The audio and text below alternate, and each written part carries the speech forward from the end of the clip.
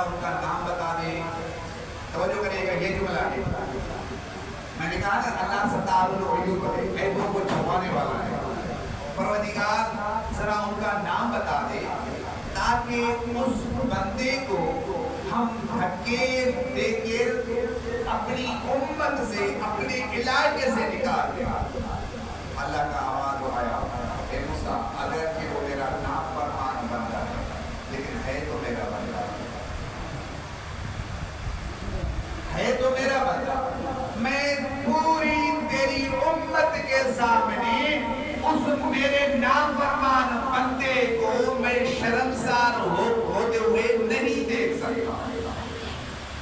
لازماً اگر اللہ نام لیتا اور کھلا بندہ ہے تو جب حضرت موسیٰ اس کو نکال دیتا تو پوری امت کہتی ہے یہ بندہ تھا جس کی وجہ سے اللہ بارش نہیں برسا رہا تھا, یہ نافرمان بتاتا تھا. اللہ نے کہا میں یہ نہیں کر سکتا کہ میں اپنے بندے کو دنیا والوں کے سامنے ذلیل پیغام دے دے.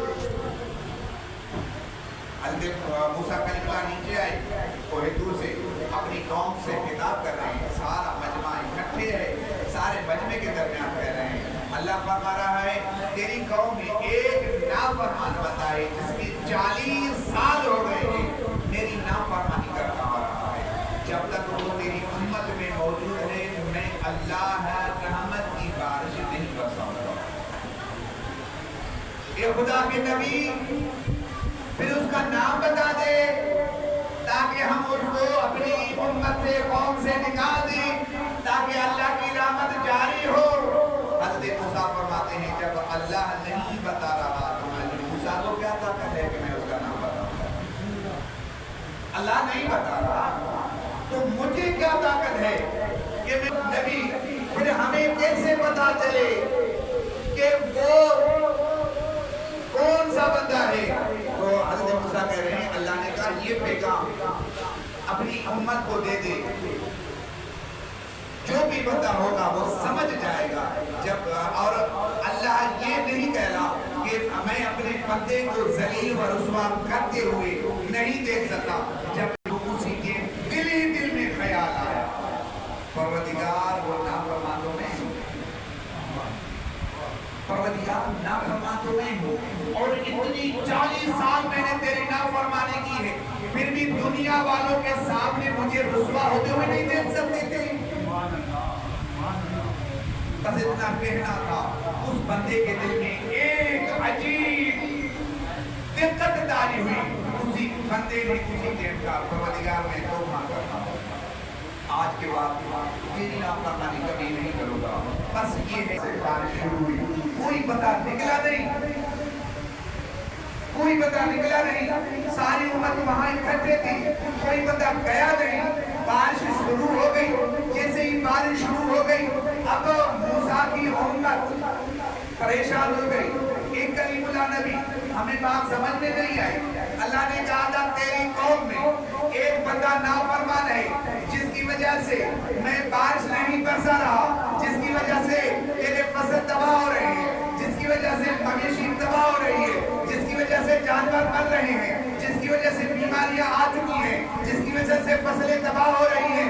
صرف ایک بندے کی وجہ سے کوئی نکلا نہیں ہے, یہ بارش کیسے برسی؟ حضرت موسیٰ نے سوال کیا پروردگار سے, او میرے پروردگار یہ کیا ماجرا ہے؟ تو نے تو یہ کہا تھا کہ وہ بندہ نکلے گا نہیں, میں بارش نہیں برساؤں گا. ابھی تو کوئی گیا نہیں اور تو نے بارش برسنا شروع کی ہے. اللہ کا آواز آیا, او موسیٰ کلیم اللہ میرے نبی, وہ بندہ جو میری 40 سال نافرمانی کرتا رہا اسی وقت تیرے مجمع میں اس نے توبہ کی ہے. میں غفور و غفار ہوں, میں نے توبہ قبول کی ہے جس کی وجہ سے بارش برسنا شروع کی.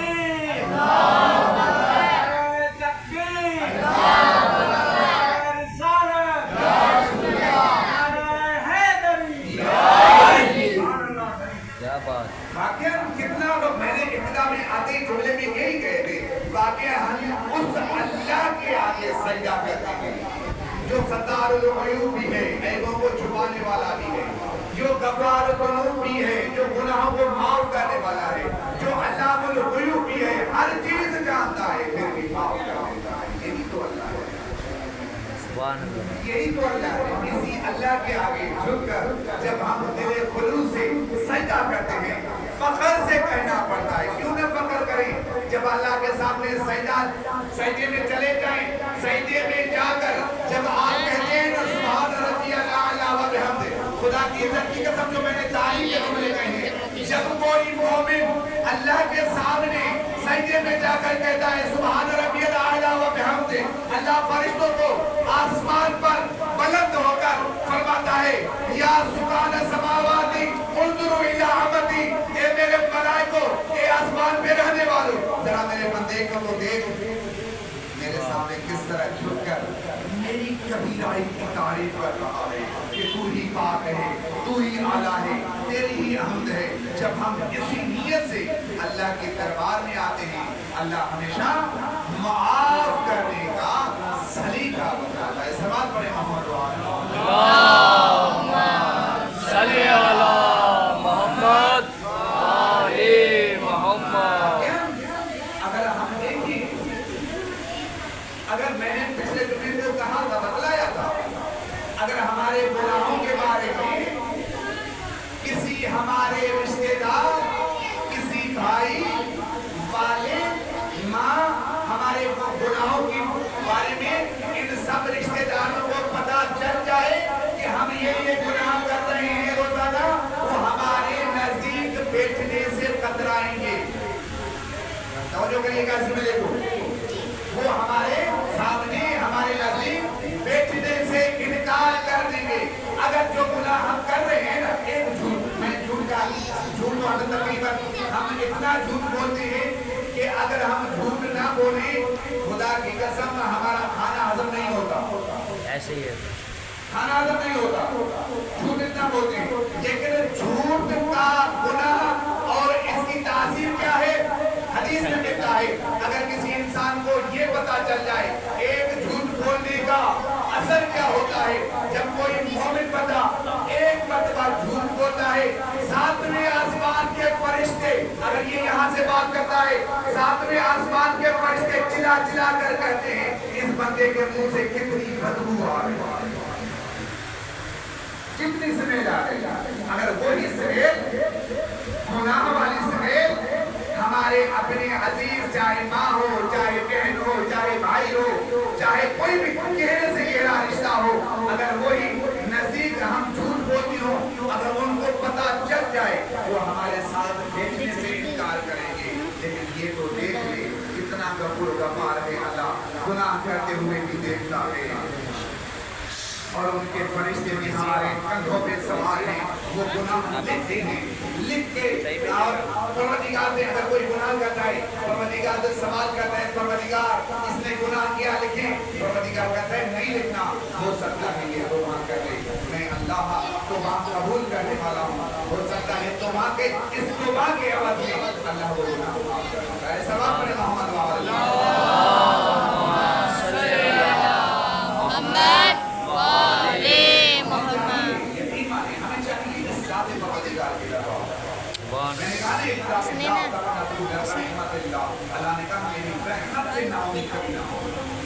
بے شک لا تقنطوا من رحمت اللہ ان اللہ یغفر الذنوب جميعا. بے شک اللہ یہ جو سب کے سب گناہ معاف کرتا ہے, بے شک سب کے سب. انہ هو الغفور الرحیم, بے شک وہ غفور بھی ہے, رحیم بھی ہے. یہ ہماری کم سرزی ہے. یقین مانیں اگر ہم اللہ کی آگے جھکنے ابھی آئے ہیں, آپ اپنی طرف سے نہیں آئے ہیں. میں آج یہ بھی جملہ کہہ کے جاؤں, یہ جملہ ہمیشہ ذہن میں یاد رکھیے گا, آپ اپنی طرف سے ابھی اللہ کے سامنے نہیں آئے, اللہ نے آپ لوگوں کو اس سجدے کے قابل سمجھا کہ اللہ نے آپ کو سجدے کی توفیق عطا کر. سبحان اللہ, قابل سمجھا اللہ نے کہ یہ بندے میری طرف ہے. اب میں ایک چھوٹی سی مثال دوں, جو آفس میں ہوتے ہیں, جو ڈیوٹی میں ہوتے ہیں, جو کمپنی میں ہوتے ہیں, ان کے لیے ایک چھوٹی سی مثال دوں. ایک کمپنی میں ہزاروں بندے ورکر کام کرتے ہیں, لیکن ہزاروں میں سے اگر ان میں سے ہزاروں میں سے 200 نکلتے ہیں نماز کے لیے, 800 کمپنی میں موجود ہوتے ہیں جن کو اللہ سجدے کی بھی توفیق نہیں دیتا. ایسے ہے کہ میں غلط بات ایسے ہی ایسے ہی 1000 میں سے 200 نکلتے ہیں تو اللہ 200 کو توفیق دیتا ہے کہ تم آ جاؤ میرے دربار میں. لیکن اگر جو وہاں پر موجود ہوتے ہیں کمپنی میں، جاب میں، آفس میں، اللہ ان کو ان قابل نہیں سمجھتا کہ یہ بندہ میری دربار میں آئے اور میرے سامنے جھکے. اللہ نہیں سمجھتا. یقین مانیں آج آپ آئے ہیں نا، اللہ نے آپ کو اس قابل سمجھا ہے کہ آپ میری دربار میں آئیں اور میرے سامنے سجدہ کر کے میری کبھی گائیں. سبحان اللہ.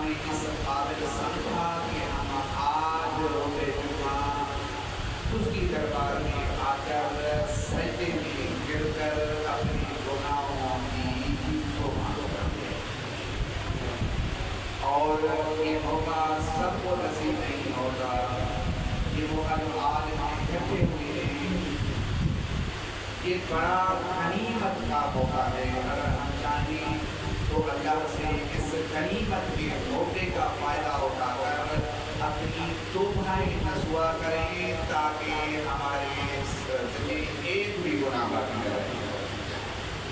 اور میں یوں کہتا ہوں کہ جس طرح ہم کہتے ہیں نا ہمارے معصومین جہاں معصومین جن کے بارے میں اللہ جن کی گواہی جن کے بارے میں حسن اللہ نے کہا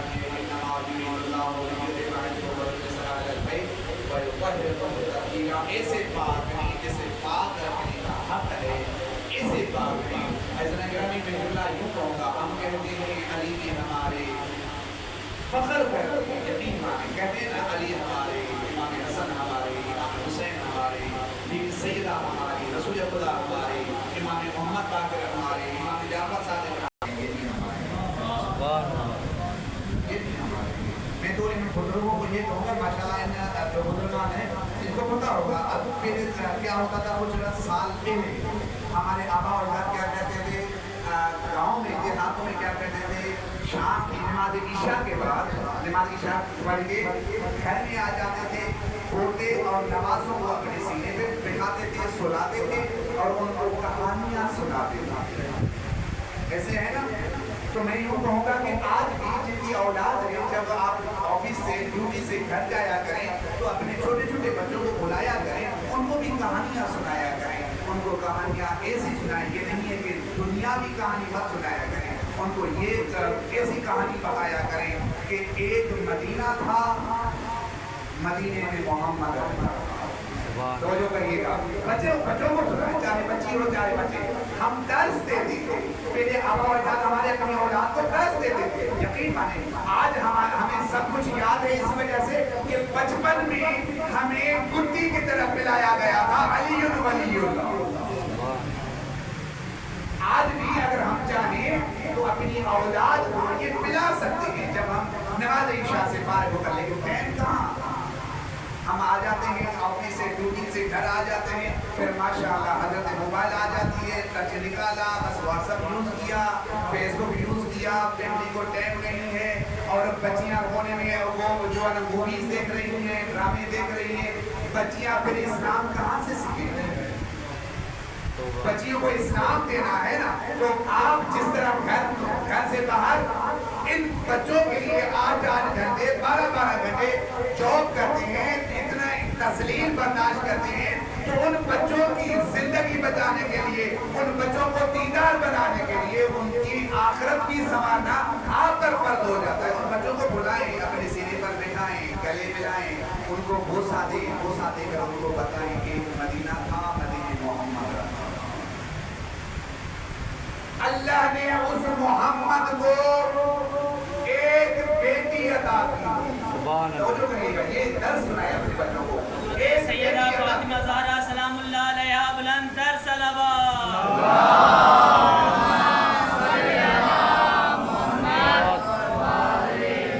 میں کوشش کرتا ہوں کہ یہ جو ہے نا خطبہ ختم کروں کہ اللہ نے اس محمد کو ایک بیٹی عطا کی، اور اللہ نے اس بیٹی کا رشتہ اس عظیم شخص کے ساتھ کر دیا جس کی پیدائش خانہ کعبہ میں ہوئی۔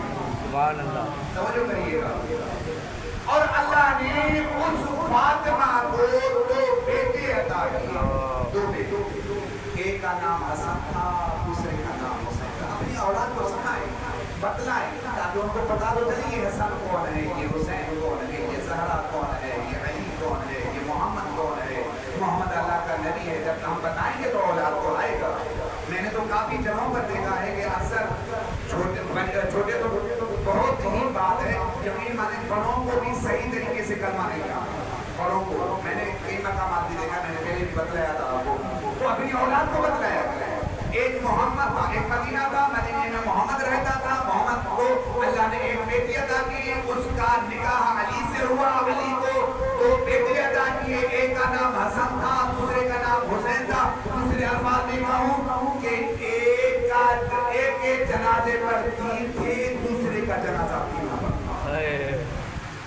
اگر آپ کی اولاد اس میں بھی نہ سمجھ گئی کہ چھوٹے چھوٹے بچے ہوتے ہیں نا، یہ بھی سمجھ نہ آئے، ان کو بتایا جاتا ہے کہ اللہ نے اس فاطمہ کو ایک بیٹی دی تھی جس کا نام حسین تھا۔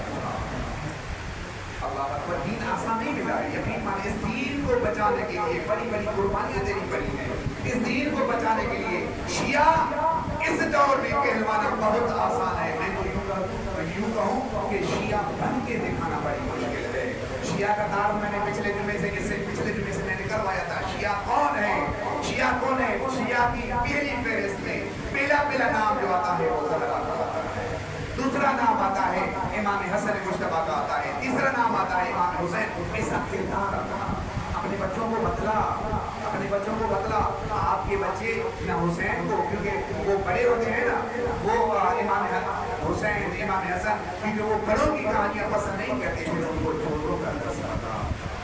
ایک اللہ نے اس فاطمہ کو حسین سا بیٹا دیا، اس حسین کو اللہ نے ایک 6 ماہ کا بچہ دیا، اور 4 سال کی بیٹی تھی۔ وہ کربلا جا رہے تھے، بڑی سخی تھے مسلمان۔ حضور کیا تھا 6 ماہ کے لال کا، اس نے پانی مانگا، دشمنوں نے پی لیا۔ اور 4 سال بچی کا قصور کیا تھا؟ قصور یہ تھا بچی کا، وہ ہمیشہ کہتی تھی بابا شمردازی مارتا، کماچے مارتا، کبھی دور چھینتا۔ قصور یہ تھا، آدھار پھر اسے کہیں، لیکن یہ 4 سال کے اتنی دین سے مودت تھی، جب نماز کا وقت ہو جاتا تو مصلی بچھاتی، کربلا کی طرف رخ کر کے کہتی بابا نماز کا وقت ہو گیا ہے، اور میرے نمازی بابا نماز کا وقت ہو گیا ہے، بابا آج تیری سکینہ اکیلے نماز پڑھ رہی ہے، سکینہ تیری